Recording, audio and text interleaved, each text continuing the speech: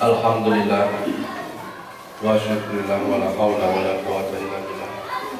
Allahumma sholli wa sallim ala sayyidina Muhammadin wa ala alihi wa sahbihi ajma'in. Amma ba'du. Yang saya hormati Ibu Kepala Sekolah SDN Pak Baeng-Baeng, yang saya hormati Ibu dan Bapak pengajar dan seluruh orang tua wali murid, calon-calon pemimpin masa depan kita.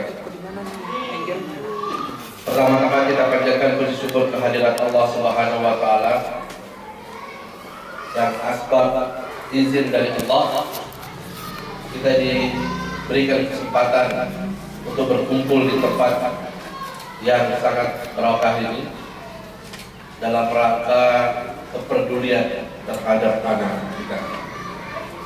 Salawat dan salam kita berikan kepada junjungan Nabi besar Muhammad SAW, asbab perjuangan, risau, pemikiran, kehadiran, cintanya kepada umatnya, sehingga hari ini kita masih bisa menikmati yang namanya iman. Saya sebelumnya mohon maaf ini, saya berdiri sekarang ini masih agak melayang karena saya baru datang tadi pagi jam 3 dari Jakarta. Saya memang bela-belain harus datang karena jadwal peresmian hari ini ada dua ya. Ada dua peresmian rumah tahfiz di sekolah dalam program tahfiz serbu sekolah. Walaupun terus terang anak saya di Jakarta protes bahwa ini kan libur panjang ya, saya sudah hampir 1 tahun tidak ada waktu bersama anak saya. Tapi karena memang komitmen kami dalam program tahfiz serbu sekolah, maka kami dulukan kepentingan anak-anak kita di sini untuk bisa berjalan. Kami dari Yayasan Cinta Sedekah Nusantara, sebuah yayasan yang didirikan yang mempunyai tujuan sederhana, yaitu membangun generasi Al-Quran, membangun generasi Al-Quran.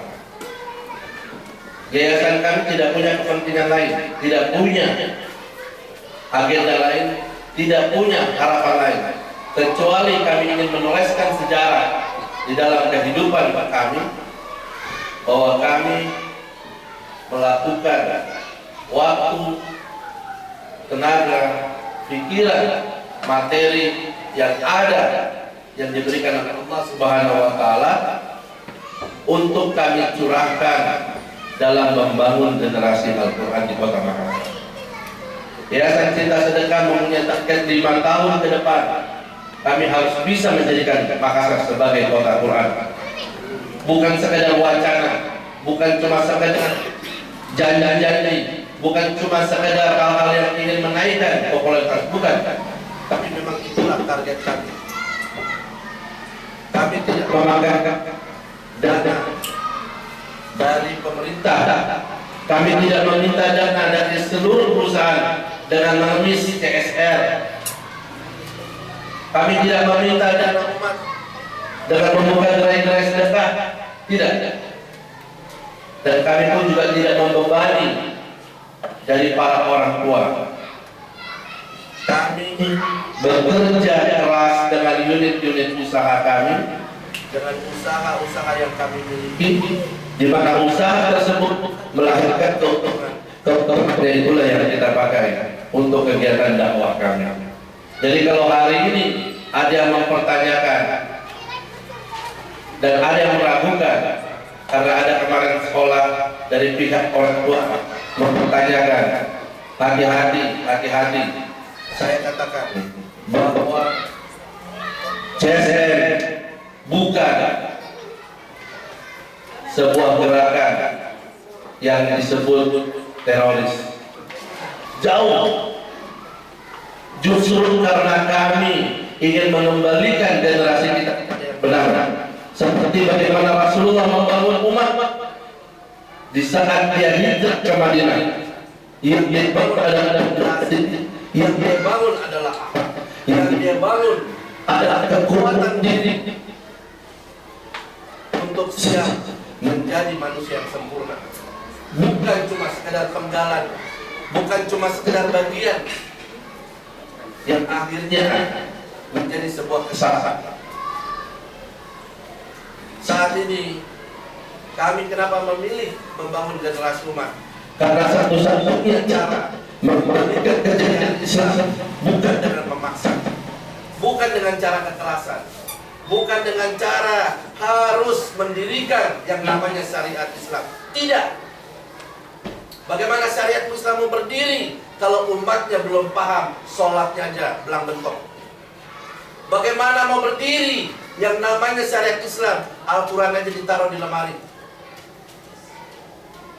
Syariat Islam itu akan berdiri seperti Rasulullah membangun, dengan cara membangun kekuatan akhlak umat, mengembalikan umat kepada Al-Quran, membangun bagaimana masyarakat itu betul-betul memahami yang disebut apa yang Rasulullah terajarkan, bukan penggalan. Makanya satu-satunya cara untuk bisa mengembalikan kekuatan umat adalah dengan mengembalikan Al-Quran berada di dada-dada anak-anak kita. Kalau hari ini kita ajak orang tua untuk kembali Al-Quran, susah. Ngajak talim aja setengah mati, betul Bu? Tapi kalau ngajakin arisan cepat, betul? Coba kalau ajak pengajian, mungkin datangnya cuma 10 orang, tapi kalau ada konser, ribuan orang datang. Kalau hari ini kita ajak bapak-bapak untuk belajar tentang taklim agama, memperbaiki sunnah, memperbaiki amalan, datang 1, 2, 3. Tapi kalau bapak-bapak diajakin main gape, ada 17 Agustus,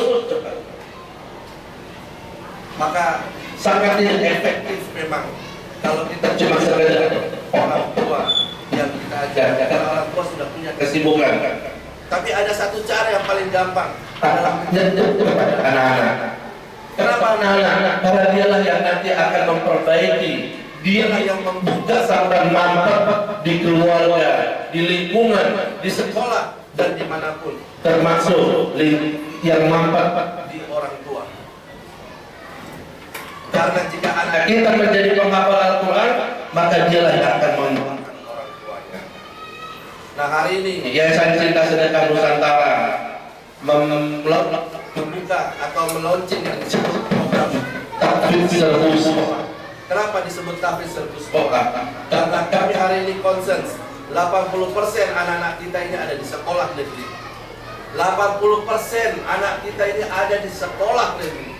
Cuman 20% itu yang ada di pesantren. Cuman 20% yang ada di sekolah Islam. Itu pun tidak menjamin mereka, tidak menjamin mereka menjadi anak-anak soleh-solehah.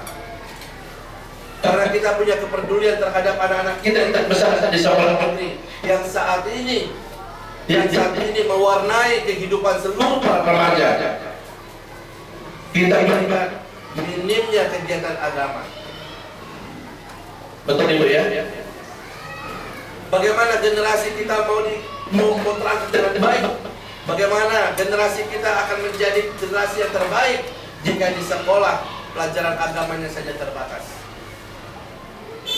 Dari mulai kemerdekaan sampai detik ini tidak ada yang konsen terhadap anak-anak kita di sekolah negeri. Kalau hari ini kenapa bisa bahasa Indonesia diwajibkan? Kalau hari ini matematika kenapa bisa diwajibkan? Kalau hari ini pembelajaran yang lain-lain kenapa bisa diwajibkan? Yang belum tentu itu bisa menjagai akhlak anak kita, menyelamatkan anak kita dunia akhirat. Kok hafalan Al-Quran tidak pernah terpikir untuk diwajibkan di sekolah? Kami sudah bertanya kepada seluruh kepala sekolah dan orang tua murid. Yang menjadi masalah di sekolah bukan mata pelajaran yang ada, Bukan masalah susahnya belajar matematika, bukan susahnya belajar bahasa, bukan. Tapi yang paling susah adalah masalah moral. Masalah apa Ibu? Moral. Bahkan orang tua pun sulit untuk mengatur anak-anaknya karena lingkungan, situasi. Hari ini tidak ada profesor yang bisa membuktikan ada teori yang bisa diselamatkan untuk anak-anak generasi kita. Tidak ada. Maka satu-satunya cara yang bisa menolong generasi kita untuk menjadi yang terbaik adalah kembali kepada Al-Quran. Ibu mau anak-anak kita nanti menjadi pemimpin-pemimpin bangsa? Mau Ibu? Mau nanti menjadi menteri? Mau menjadi presiden? Bukan satu hal yang tidak mungkin jika akan muncul pemimpin-pemimpin terbaik dari sekolah ini. Insya Allah. Caranya bagaimana? Dorong anak-anak kita menjadi penghafal Al-Quran. Karena Allah sudah janjikan. Allah janjikan di dalam Al-Quran. Apa yang kita mau dikasih sama Allah. Kita mau kaya, dikasih. Anak kita mau jadi pemimpin, dikasih. Tapi kata Allah syaratnya satu, ikuti dong cara aku, kata Allah. Ikuti cara aku. Karena apa? Aku yang punya, aku yang menciptakan. Betul Ibu? Siapa di ruangan ini Ibu yang gak punya handphone? Coba saya tanya. Rata-rata punya handphone semua, betul? Coba mana handphone? Nah ini handphone.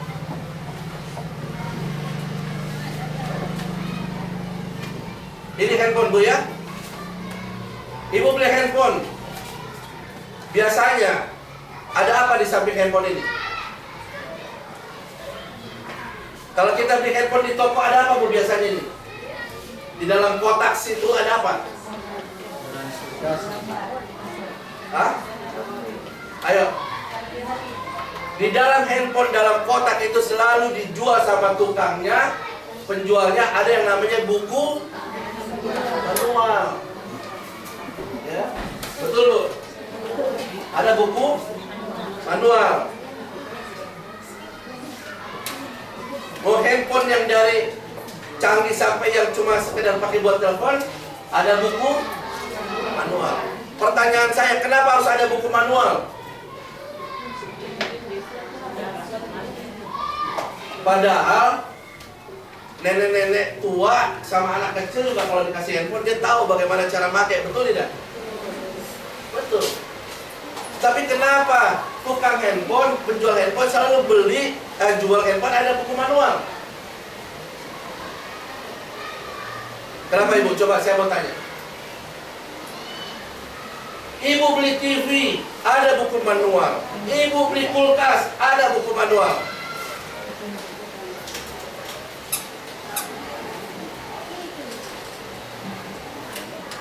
Ayo perhatikan dulu di sini, perhatikan ya, supaya tidak terpecah. Pertanyaan saya kalau dijawab, kenapa barang yang sudah semua orang tahu ini masih ada buku manualnya?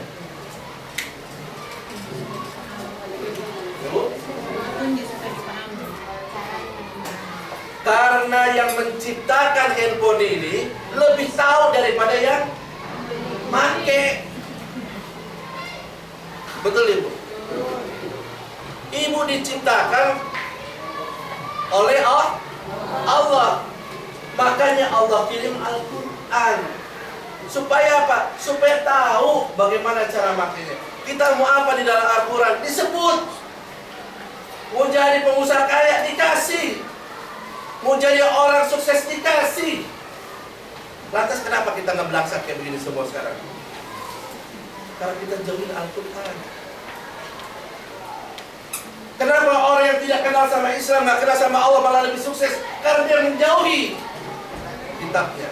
Kalau dia pakai kitabnya, justru dia malah yang belangsak karena kitabnya salah. Tapi hari ini kita bisa sukses karena Allah mengirimkan yang disebut apa Bu? Buku petunjuk. Nah, buku petunjuk itulah yang harus kita bukan cuma dipelajari, bukan cuma dibahas, tapi Nah sekarang bagaimana mau amalkan? Itu Al-Quran cuma ada di lemari. Lemarinya pun juga dikunci. Kuncinya pun juga disimpan.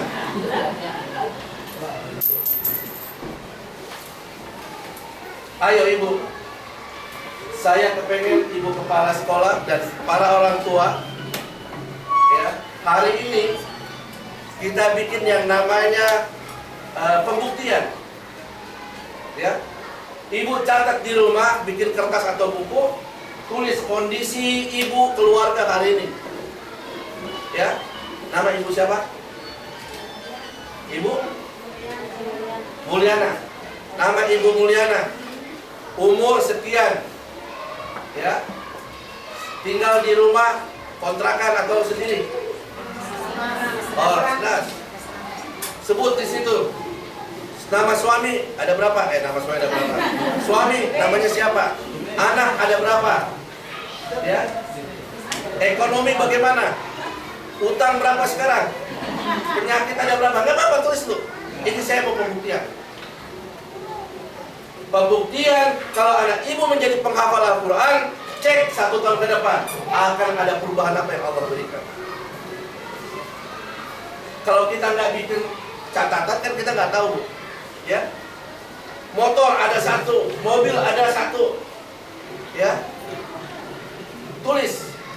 Nah, pada saat hari ini nanti kita resmikan dan kita mulai anak-anak kita belajar menghafal Al-Quran, setiap bulan ibu silakan cek. Ibu akan lihat bagaimana Allah merubah keadaan ekonomi keluarga kita. Bagaimana Allah akan menyelesaikan masalah-masalah yang ada di dalam rumah tangga. Cek nanti. Kalau nggak ditulis kan nggak ada standarnya, Bu, ya. Jadi namanya orang tuh dibikin ada barometernya. Posisi awalnya, startnya sekian. Saya ada utang 10 juta, tulis 10 juta. Nanti anak kita sudah jadi penghafal Al-Quran, lihat. Tiba-tiba Allah kasih rezeki tidak untuk menyelesaikan utang. Suami saya 3 bulan nggak pulang-pulang, Bang Koin dong.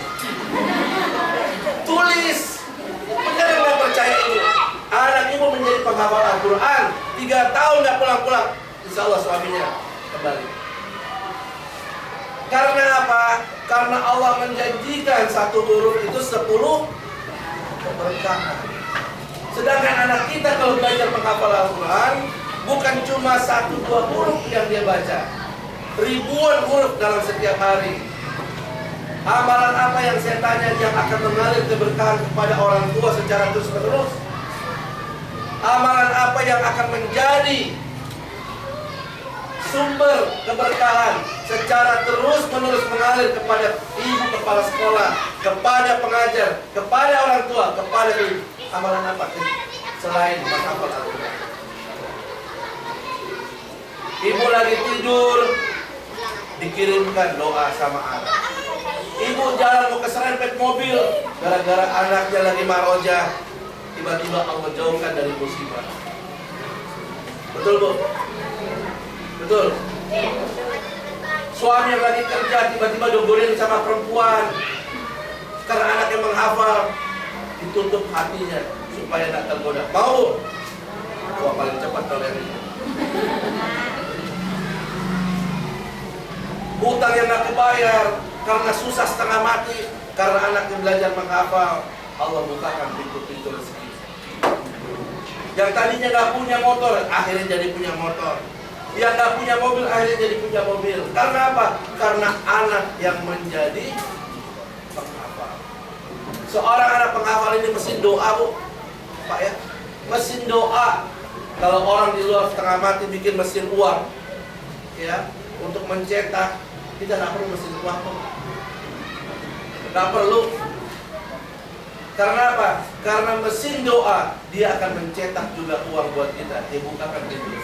Bahkan dia akan mengalirkan sampai nanti kita di alam kubur. Jadi hari ini kami dari Yayasan Cinta Sedekah Nusantara akan mengadakan kerjasama dengan pihak sekolah SDN Pambang Baik untuk memberlakukan pelajaran tahfiz di dalam mata pelajaran yang nantinya masuk di dalam kurikulum. Kenapa kami bilang di dalam kurikulum? Kalau tidak masuk dalam kurikulum, tidak ada merasa untuk diperhatikan. Tidak semua sekolah Islam tuh ada mata pelajaran wajib, tidak ada tahfiz. Makanya bersyukurlah hari ini kita diizinkan untuk memasukkan pelajaran tahfiz dan diwajibkan satu juz 1 tahun. Kalau tidak hafal 1 juz tidak boleh naik kelas. Begitu ya. Ini karena pertengahan, maka untuk semester ini kita trial. Tapi pada saat nanti 2015-2016 ya, tahun ajaran baru, sudah kita serentak wajibkan seluruh SD yang sudah bekerja sama dengan CSN diwajibkan 1 tahun 1 juz. 1 tahun 1 juz. Bahkan nanti 6 tahun ke depan lulusan anak-anak SD kita di Makassar sudah 6 juz. Cakap nggak Bu?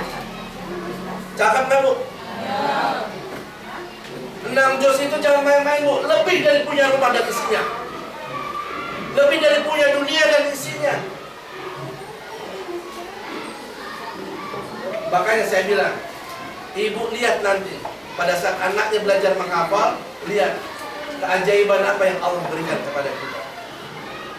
Nah, untuk bisa terwujud 1 juz 1 tahun, bukan cuma dari pihak sekolah kami minta dukungan, tapi dari orang tua murid kami mohon juga dukungan. Karena apa?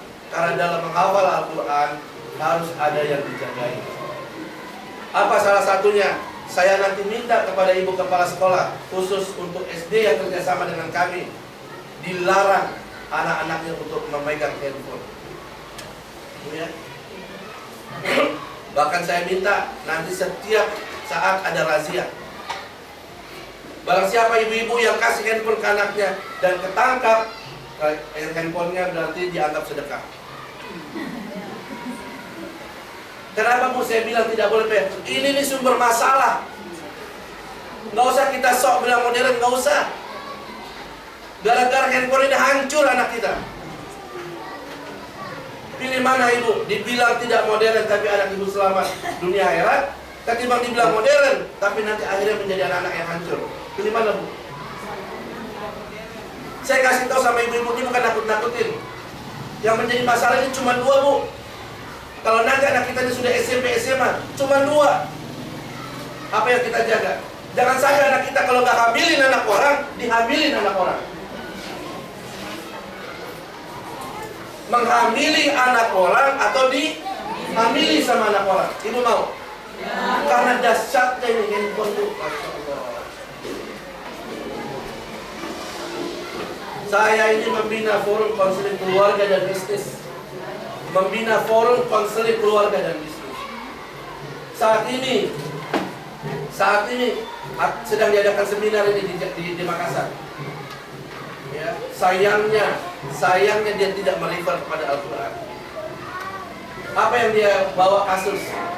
Pengaruh gadget di anak-anak. Dia sudah risau itu. Yang diundang di Sirat Nasari. Insya Allah mudah-mudahan Allah kasih petunjuk. Tapi yang menjadi masalah, orang tua di Makassar sudah resah karena pengaruh ini jadi. Makanya kita, selain kita jadikan Al-Quran sebagai benteng anak kita, tolong jangan kasih anak kita handphone. Kalau kita mau ada apa-apa, ada nomor telepon ibu kepala sekolah, ada nomor telepon pengajar, ada nomor telepon sekolah. Silakan. Kedua, apa yang kita minta kepada orang tua murid di rumah? Tolong, pada saat tahfiz sudah mulai diberlakukan, batasi anak-anak untuk menonton TV.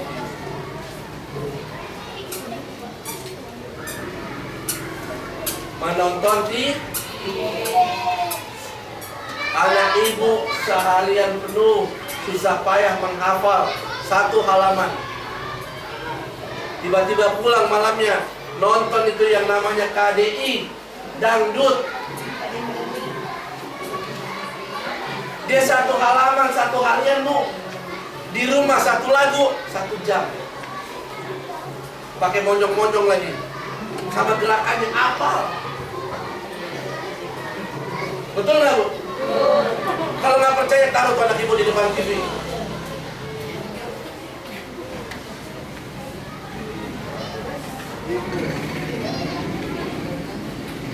Kalau kita tidak dibantu oleh orang tua, kita nggak berhasil. Jadi tolong batasi anak-anak dalam menonton. Apalagi yang sinetron apa Bu? Apa? Ganteng-ganteng buaya apa?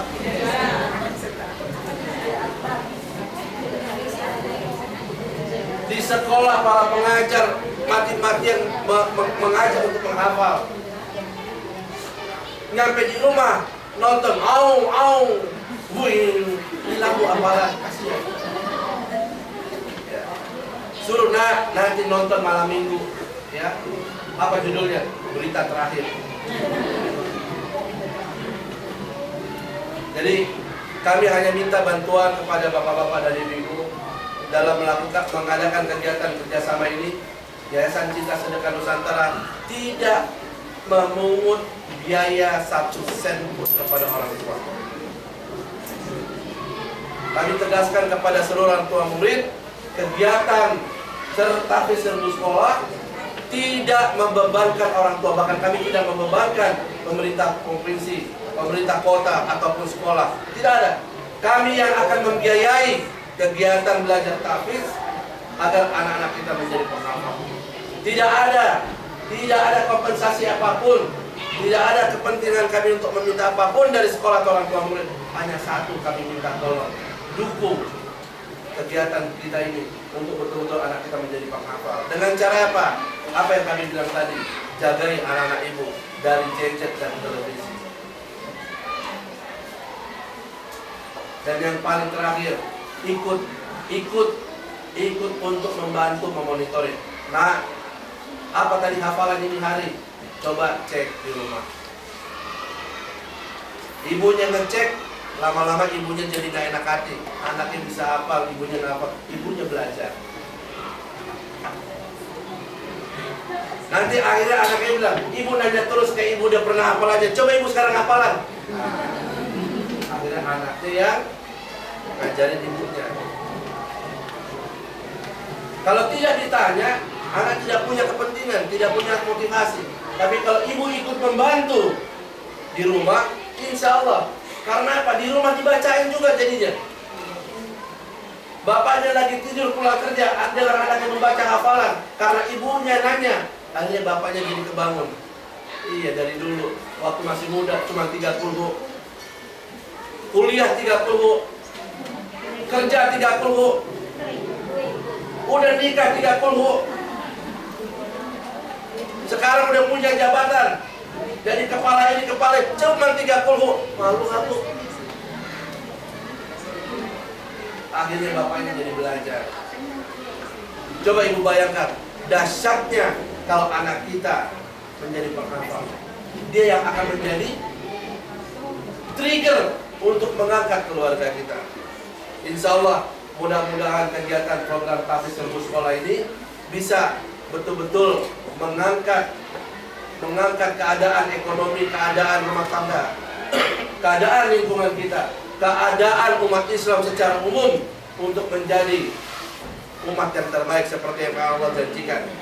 Seperti apa yang Rasulullah buktikan waktu di zaman Madinah. Marilah kita sama-sama memanjatkan kepada Allah agar Allah mudahkan, lancarkan anak-anak kita menjadi penghafal Al-Quran. Saya dari Yayasan Cinta Sedekah Nusantara hanya meminta satu saja kepada orang tua dan kepada para pengajar dan guru. Doakan kami untuk kami terus istiqomah. Doakan kami untuk terus bisa tawaduk agar program menjadikan anak-anak kita penghafal Al-Quran di Kota Makassar ini insya Allah kita bisa buktikan. Mungkin kami tidak akan menjadi orang yang bisa melihat. Mungkin kami tidak akan bisa nanti melihat lahirnya generasi Al-Quran di Kota Makassar. Tapi minimal kami sudah berusaha menaruh pondasi di anak-anak kita untuk menjadi calon-calon generasi terbaik, calon-calon pemimpin terbaik di kota ini, yang insya Allah mudah-mudahan di 2030 gubernurnya dari penghafal Al-Quran, wali kotanya dari penghafal Al-Quran, Kapoldanya dari penghafal Al-Quran, Pangdamnya dari penghafal Al-Quran. Kalau sudah mereka yang menjadi penghafal Al-Quran, Ibu, insya Allah mereka tidak akan menzalimi masyarakat, tidak akan menzalimi rakyat. Itu saja yang saya bisa sampaikan. Saya ucapkan terima kasih atas kesediaan waktunya untuk hadir di tempat ini. Terima kasih juga sudah diberikan kesempatan kepada kami untuk bisa bekerja sama. Kalaupun nanti Ibu ada hal-hal yang kurang berkenan atau ada hal-hal yang ingin ditanyakan, silakan. Saya kasih kesempatan untuk tanya jawab. Wabillahi taufiq wal hidayah. Assalamualaikum warahmatullahi wabarakatuh. Itulah tadi sambutan dari Yayasan Kita Sedekah Nusantara. Adapun yang ingin ditanyakan oleh Bapak dan Ibu sekalian, kami persilakan. Kami berikan kesempatan 3 orang penanya. Silakan. Ada yang ingin ditanyakan untuk dijelaskan lebih jauh lagi? Ada yang silakan. Ya, silakan.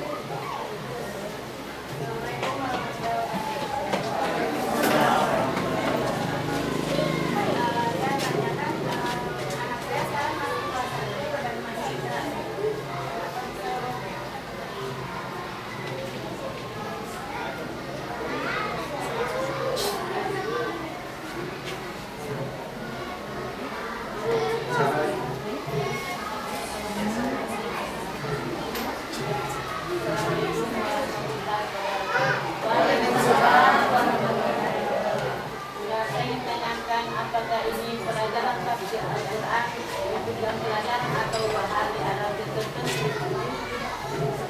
Itu saja sepertinya. Ya, satu lagi dari Bapak-bapak, dari Bapak.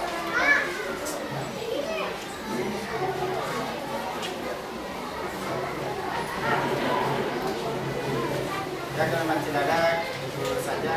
Kami persilakan kepada Bapak pimpinan untuk menjawab dan memberikan penjelasan. Kepada Bapak kami persilakan.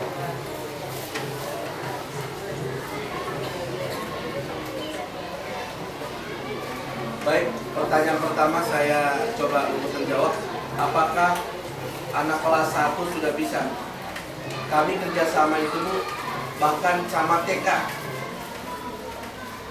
Saat ini kami sedang mempersiapkan ada dua kegiatan yang kami lagi mau launching, yaitu preschool, ya, dari umur 6 bulan sampai 3 tahun kami akan buka di Makassar. Dengan kata lain, tempat penitipan anak. Tapi tempat penitipan anak yang polanya adalah untuk memulai persiapan menghafal. Nanti dari 3 sampai umur 5 tahun, ya, kami buka namanya tempat bermain. Kerjasama dengan salah satu brand terkenal di Jakarta. Tapi kita memasukkan unsur Al-Quran. 5 sampai 7 kita kerjasama dengan TK, sudah ada dengan TK-TK, ya. Dan 7 sampai ke 12 maka kami masuk kepada sekolah. Kalau ditanya apakah umur 1 tahun, sangat bisa. Belum ngomong saja kita ajarkan dia. Justru makin cepat dia belajar, makin bagus. Ibu-ibu harus paham, anak-anak kita itu kalau masih kecil, di kepalanya ini masih kosong, ya, masih kosong. Apa yang dia lihat, apa yang dia dengar, itu yang langsung kerekam. Makanya, kalau ibu tidak memasukkan Al-Quran menjadi hafalan di kepalanya, maka ibu akan menjadi orang yang menyesal. nanti hal-hal yang negatif yang akan masuk di kepalanya. Dia lihat TV, ya kan?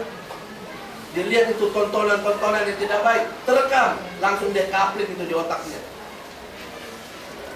Makanya kenapa kita masuk dari anak-anak? Karena dari anak-anak inilah peluang untuk bisa mendorong ke atas. Ke atas itu siapa? Orang tua. Mendorong ke mana? Ke lingkungan. Ini ada satu bukti, ibu bisa tanyakan di salah satu SDN ya, di Kota Makassar, yang pertama kali dia bekerja sama dengan kami, yang rata-rata orang tuanya mohon maaf sekali tidak ada maksud apapun, yang lingkungannya memang rawan, daerah apa istilah Bronx dia berapa, Texas itu ya, bapaknya tukang judi, tukang mabok, ya, lingkungannya rata-rata orang-orang pembegal semua. Pada saat anaknya belajar Al-Quran, tidak ada satu bulan bu. Tidak ada satu bulan. Anaknya datang ke kepala sekolah, dia bilang apa? Ibu, makasih bu. Ibu kepala sekolah nanya, makasih kenapa? Bapak tadi malam yang tidak pernah sholat, yang selalu nenggak botol terus, tadi malam sholat di musola. Ibunya yang setiap malam pakai listrik tebal, seksi, sekarang sudah masuk ke taklim-taklim belajar. Coba ibu bayangkan, apa itu yang terjadi? Tanpa kita suruh, tanpa harus kita, Allah bekerja di dalam keluarga-keluarga kita. Jadi hari ini dari umur berapapun anak kita bisa untuk belajar. Kedua, apakah program ini mengikuti? Ya, jadi jawabannya adalah justru kenapa kita kasih masuk di dalam kurikulum. Kalau tidak masuk di dalam kurikulum, tidak pernah ada atensi di anak-anak itu. Target kami adalah menjadikan seluruh sekolah dasar, seluruh sekolah menengah dan seluruh sekolah atas, SD, SMP, SMA, mewajibkan tahfiz menjadi sebuah pelajaran standar. Kalau tidak menghafal, tidak lulus, dia tidak boleh naik. Kalau misalnya dia cuma ekstra, nggak nyampe bu target itu, maka masuk di dalam pelajaran. Nah, kami sudah berdiskusi dengan beberapa pihak yang terkait bahwa di kepala sekolah mempunyai kewenangan untuk memberikan masuk di dalam beberapa waktu-waktu yang disebut apa istilahnya bu? Buatan lokal atau apa gitu ya. Nah itu diizinkan ya untuk diberlakukan pembelajaran. Oh, waalaikumsalam. Ya, ya. Ya. Jadi mata pelajaran tahfiz yang akan diberlakukan ini masuk di jam belajar. Masuk di jam belajar dan diwajibkan menjadi salah satu standar kenaikan. Seperti itu. Terima kasih. Ada lagi yang pertanyaan silakan. Yang silakan.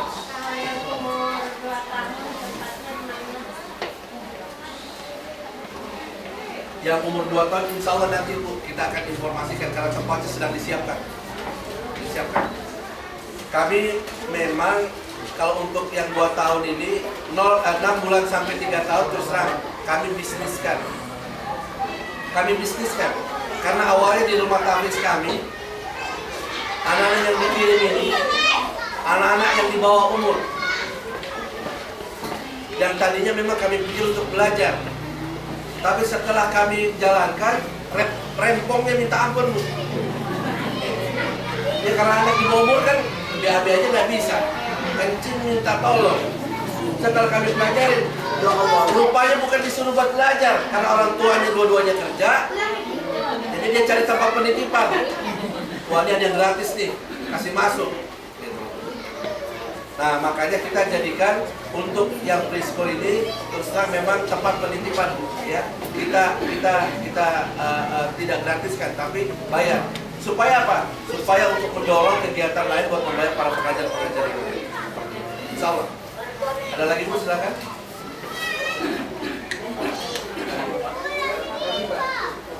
Saya pernah dengar dari beliau. Iya, Pak.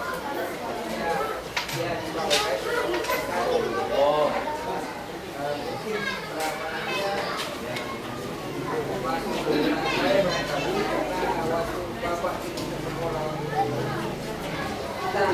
datang ke sekolah saya di kantor saya kan tidak. Itu yang pertama yang kedua. Program selanjutnya bagaimana? Maksud saya, apakah sekolah kami bisa ditata ulang kembali masuk ke program ini? Terus yang ketiga, sebelum ada komunikasi antara pihak semacam brosur kayak jadikan rujukan atau ini supaya kami bersama paham mengenai program ini. Saya demikian Pak. baik. Terima kasih sebelumnya. Jadi mengenai awal muasalnya kita bisa kerjasama, kami memang waktu itu mengundang, ya. Target kami memang pertama kali di daerah Tamalate, ya, Kecamatan Tamalate. Kami undang kepala sekolah waktu itu, termasuk kepala bapak kalau tidak salah, lewat apa? Kepala KKS ya, KKS ya. Nah, karena mungkin bapak waktu itu tidak datang, jadi kami prioritaskan dulu yang datang. Tapi target kami memang semuanya Pak. Jadi insya Allah nanti bapak oleh pihak dari Yayasan Cinta Sedekah dicatat yang nanti akan dipersiapkan. Insya Allah dalam waktu dekat kita akan juga bikin kerjasama untuk bisa sudah memulai kegiatan belajar tahfiz di sekolah bapak. Terus untuk masalah pengenalan ya mengenai kegiatan atau yayasan kami, insya Allah mungkin nanti pada saat staf atau pihak kami datang silaturahmi bersama bapak, kami sudah bawakan yang disebut semacam kayak company profile ya, terus kegiatan-kegiatan kami. Dan mungkin juga kalau memang sambil nunggu bapak bisa membuka website kami di cintasedekah.nusantara.com. Nah, bapak bisa lihat ya supaya jelas ya. Kami sengaja memang membuka open tentang kegiatan kami supaya jangan sampai ada yang berpikir macam-macam dan jangan sampai ada yang menunggangi. Kegiatan kami ini Pak, kami sampaikan bahwa sampai detik ini kami tidak menerima bantuan ya dari pihak tertentu. Kenapa? Karena kami menjaga keorisinilan ya tujuan dari kami. Walaupun dari pihak-pihak lain ada yang memang membackup.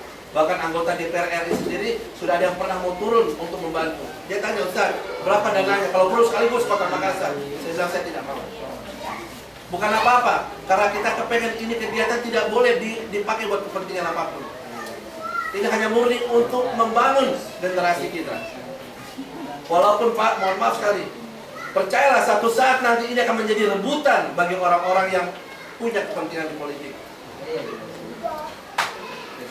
Makanya kami menjaga jangan sampai kegiatan kami ini ya punya kepentingan lain. Seperti itu, insya Allah nanti dalam waktu dekat kami selalu pakai. Ya, jelas Pak ya? Silakan Bu. Saya ingin tanya, apakah ini semata-mata cuma mengabar pulang atau ada masih Ya, sebenarnya menghafal ini adalah pintu masuknya. Nanti di dalam menghafal, anak-anak diajarkan dalam memahami Al-Quran, memahami sejarah cerita Al-Quran, memahami tentang bagaimana mengenal Rasulullah. Saat ini Bu, ya sedih. Ibu tanya sama anak-anak kita, siapa para sahabat? Nggak ada yang kenal anak-anak kita. Nggak ada yang kenal. Siapa pemain ganteng-ganteng macan? Apa semua? Nah, ini adalah pintu masuk yang nantinya anak-anak kita akan belajar. Insya Allah semuanya sudah ada buatannya untuk kepentingan pembekalan lebih matang buat anak-anak kita ke depan. Insya Allah. Oke. Saya kira cukup sekian untuk pertanyaan dari bapak-bapak dan ibu. Dan selanjutnya kami persilakan kepada bapak pengawas untuk menyampaikan sepatah kata atau beberapa.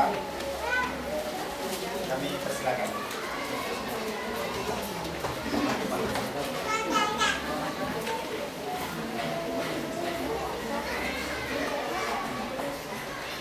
Bismillahirrahmanirrahim. Assalamualaikum warahmatullahi wabarakatuh. Selamat pagi dan salam sejahtera menginginkan kita. Tapi karena terbiasa saya dalam berdoa. Puji syukur kehadirat Allah Subhanahu wa taala pada hari yang ceria ini. Bapak dan Ibu meninggalkan aktivitasnya sejenak, mungkin menghadiri undangan Pak Ustaz. Tiada lain untuk mencetakkan kehidupan bangsa pada umumnya dan teristimewa dalam pendidikan agama dan penghabis Al-Quran. Saya yakin dan percaya Bapak dan Ibu menyambut dengan hati senang gembira, karena dari awal mungkin sebelum dibuka acara ini sudah bertanya-tanya dalam hati bagaimana sistem dan keberadaan kami sebentar ini dalam memberikan pengajaran dan bimbingan anak kami melalui penghafis Al-Quran. Kenapa? Salah satu motto mungkin dari Pak Ustaz jauh hari sebelumnya, karena sudah diadakan di sekolah kami binaan saya, bahwa dalam waktu relatif singkat anak-anak bisa menghafal Al-Quran dalam jangka 6 bulan sekian juz yang bisa dihafal setelah tahu membaca Al-Quran. Itu sudah motto. Yang kedua, kebetulan saya ini sebagai pengawas wilayah Kecamatan Tamalate, tidak tertutup kemungkinan sebentar jika ada hal-hal yang tersirat walaupun tersurat yang saya ucapkan sebentar, boleh saja bertanya. Sekali lagi, sebagai pengawas tentu hanya sebenarnya menyampaikan hanya seluruh pembicaraan saya karena berterima kasih saya kepada beliau Pak Ustaz memberikan kesempatan kepada saya. Kebetulan tadi Ibu Agi menyampaikan juga kepada saya supaya saya mewakili beliau sebagai kepala UPTD, karena beliau tidak ada kegiatannya yang terdahulu diundang, sehingga saya yang maaf dulu Pak, ada kami bantu. Oh ya, sementara saya bicara di depan. Iya, sementara dulu saya bicara di forum. Iya.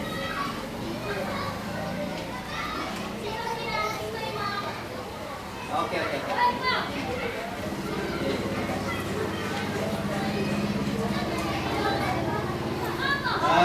Selanjutnya atas nama kepala UPTD tentu saja tiada lain kata-kata beliau,